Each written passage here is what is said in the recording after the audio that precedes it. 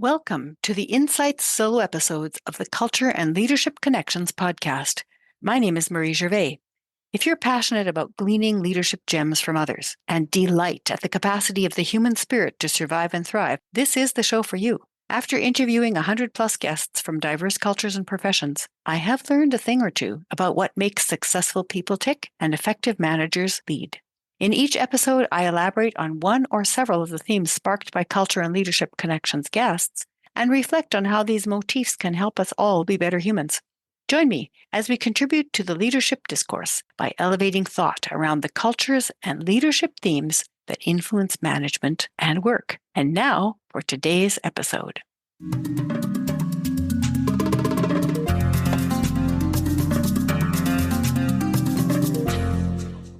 Welcome to episode 1 of the solo episodes called Insights into Culture and Leadership.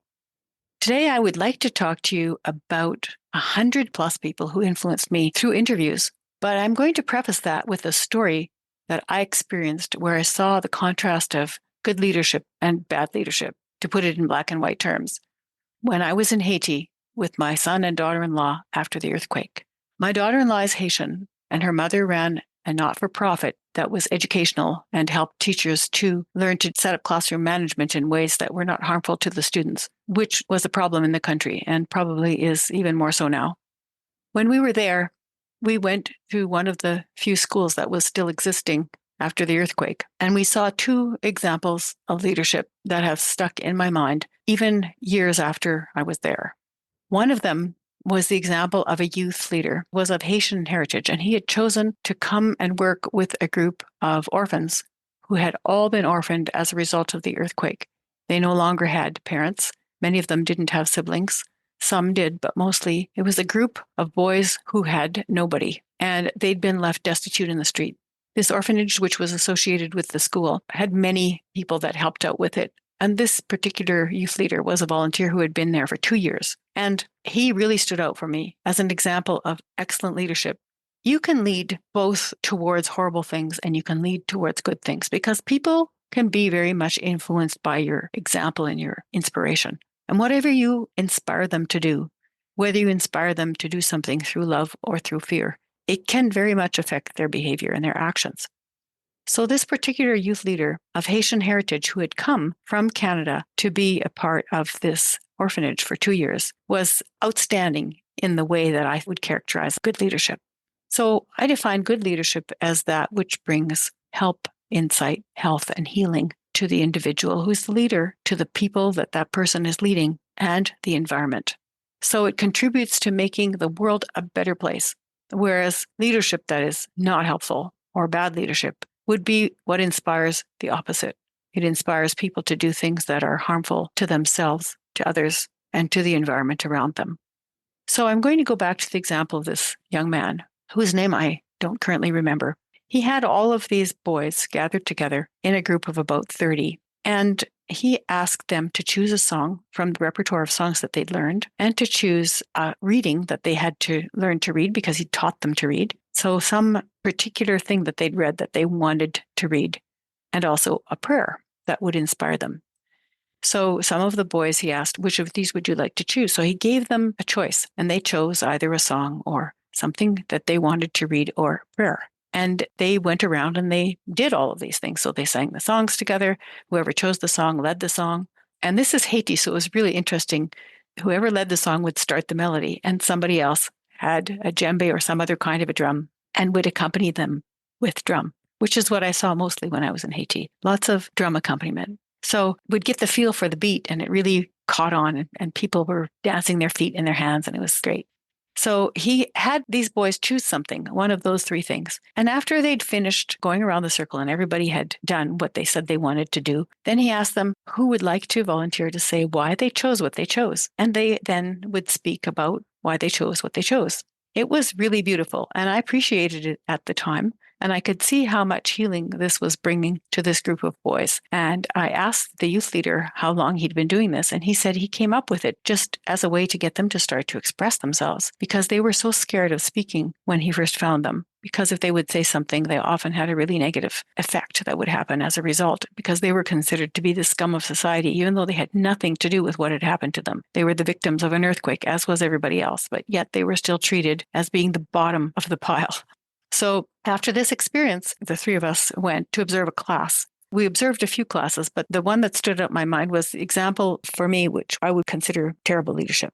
So this teacher started out the class by berating the children and the youth and having individuals stand up well. She spoke about what she thought their faults were. And the man who was in the next class did the same thing. So we heard from both teachers, but hers was particularly vindictive. So she humiliated three of the kids in the class. And then afterwards, as the children were learning whatever the new topic was, anybody who made a mistake received a slap.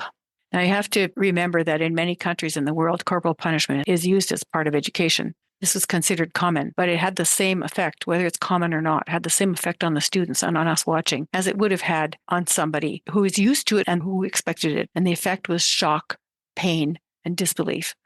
So those children were treated in exactly the opposite way. They had no choice in anything. Their opinion was not sought or valued, and if they spoke out, they were punished. If they made a mistake, they were humiliated or punished. And as a result, they shrunk smaller and smaller into their desks, and they had no agency. When we worked with the youth leaders and some of the teachers together, we decided that we would create a situation called leadership soup. And we had the children in a circle and we asked them to speak about what they would like to put into a soup if they could make a night soup, because in Haiti, there's a night soup that's made in the evening and then sold on the streets. And so we asked them, and many of the children couldn't speak or looked like they were going to faint or burst into tears when they were asked to speak because they were so used to being punished for it. But eventually, when they realized they weren't being punished for it, they started to say what vegetable they would put in the soup or what spice they would put in the soup. And then afterwards, we asked them, what would they like to see in their lives? And the most amazing thing was that those children who were part of the youth orphans group spoke with great confidence and clarity. And they said things like, I would like to have a soup for my country where everybody has a home, or I would like everybody to have access to education, or I would like everybody to have a job where they can earn a living. They didn't ask for or say anything that they would want for themselves. They spoke really clearly about how they saw the big picture. And the other children listened in awe and then would say something very small, but it wasn't nearly as striking as what those orphan boys had said. So you could see in the same circle how the example of good and bad leadership either diminished or enhanced the capacity of the individual to be their true selves and to contribute. And so with that, I would like to go now on to the topic of the 100 guests that I have interviewed. Actually, it's been 120 guests, but we haven't published them all yet. So those people that I interviewed, not all of them had a story like what I just told you. Now, some of them had very easy lives, but then adversity later on in their lives. Others had come from a whole tradition of leadership, and others had extreme difficulty in their lives to the point where they had parents who were criminals and drug addicts, and they had to somehow find a way out of that. So I have all of those different examples, but they do have some things in common. I just wanted to tell you about 6 of them and ask you to reflect on how these 6 themes also affect you. So the first one, and the reason that I wanted to talk about the Haiti story of the youth leaders and the 2 teachers is because something that people spoke about in all of the interviews is the role of hardship and adversity. And sometimes the hardship and adversity was a memory from when they were young children, and it might have just been being disciplined in a gentle way for something that they'd done that was wrong. And they didn't want to repeat that again. They didn't want to lose the trust of someone they loved in their lives as a result. And sometimes the hardship was extreme, like being sold into prostitution by your own grandmother. That's the extremes of the hardship. It doesn't really seem to matter what kind of hardship and adversity you experience, as long as you experience it within yourself as memorable. And that hardship and adversity was extremely important to helping them form who they wanted to be in the world and the effect that they wanted to have on the world. And so it's really interesting to see how everybody in some way, shape, or form spoke about hardship and adversity. And that leads me to the second piece that they also had in common, which is those who are alive and thriving enough that they're able to speak to my questions on the podcast, understand the value of transformation from suffering. So they didn't just suffer in the hardship and adversity and then walk away damaged and remain the same. They reflected on what happened and they made conscious choices to transform. And as a result of both the suffering and the conscious decisions to transform, they developed empathy. And that empathy allowed them to connect much more easily with other people and to be able to influence other people in a way that was very touching. Now, not everybody that I interviewed had that empathy, but I would say the majority did. And of those who didn't, there was a particular characteristic, which leads to my third insight. There was a particular characteristic of thinking that they needed to do everything on their own, not be influenced by others, and not participate in any group in a really active, meaningful way. Only 3 out of 100 plus had that attitude.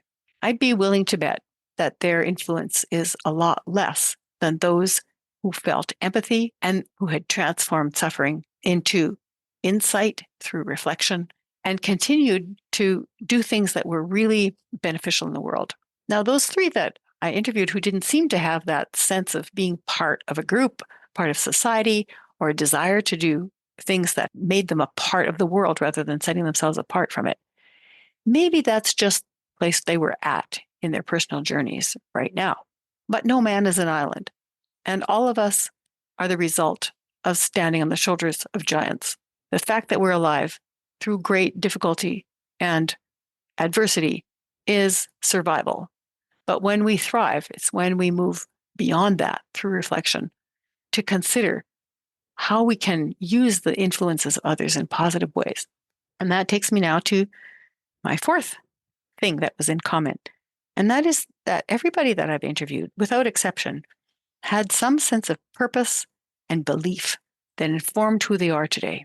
And this sense of purpose and belief would evolve. So it's not like it started fully formed or that it completely changed so that they were different people now than they used to be maybe 10 or 20 years ago. But their beliefs and sense of purpose became more nuanced, more complex, but also more interesting and more responsive. And so this idea of having a sense of purpose and belief that is open to evolution has really been common in all of the people that I interviewed. And I'd like to misquote maybe, John Clear, who wrote in Atomic Habits, that identity should remain fluid, but values solid.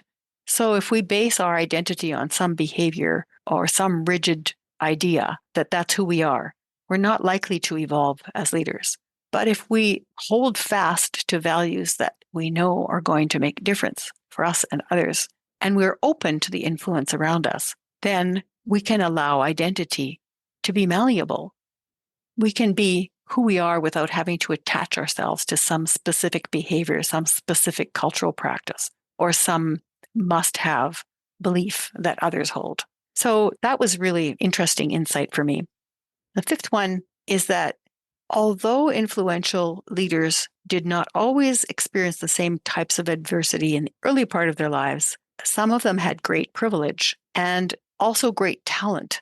Some were so talented that they rose to the top because they were far above talent-wise than anybody around them, no matter what their circumstances were. They either had privilege or talent or both. But even so, they would face unexpected challenges because that's what life throws at you. And as a result, they gained humility.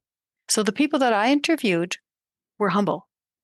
They weren't full of themselves. They weren't thinking how great they were and how they needed to draw attention to themselves all the time, because they were thinking about how life happens and how even if you think you're above something, you aren't when it actually hits.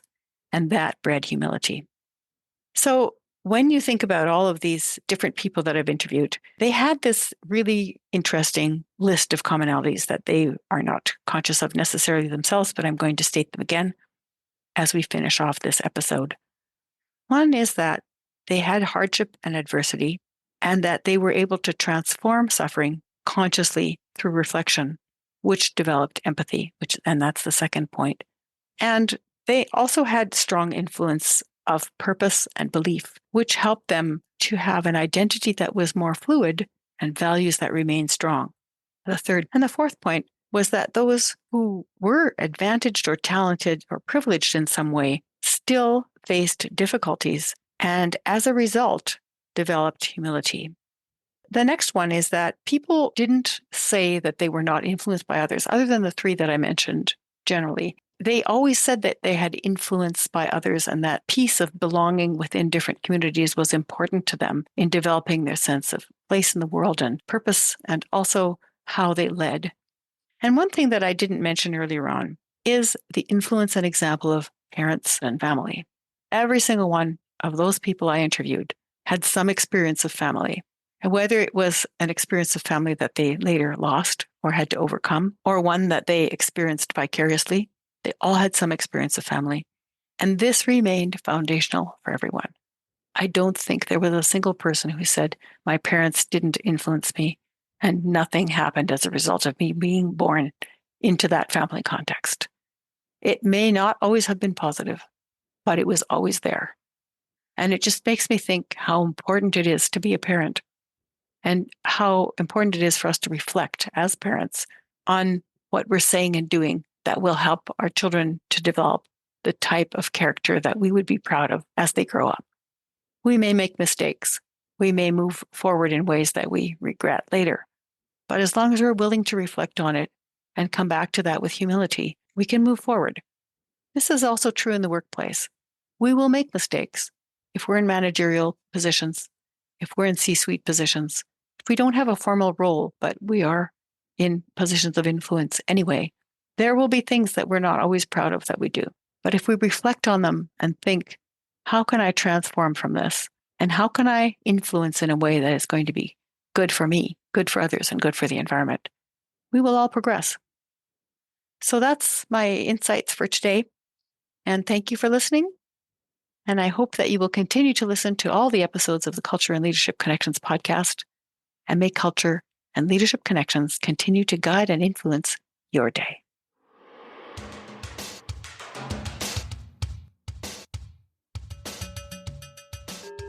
Newsflash.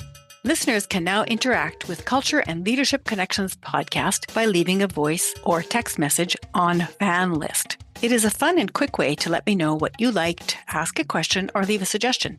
I will feature some of the voice messages on upcoming episodes. You might be surprised to hear your own voice, but only if you leave a message, of course. So to leave your personal message or your question, go to shiftworkplace.com/podcast and click on the fan list link to leave it. I can hardly wait to hear what you have to say.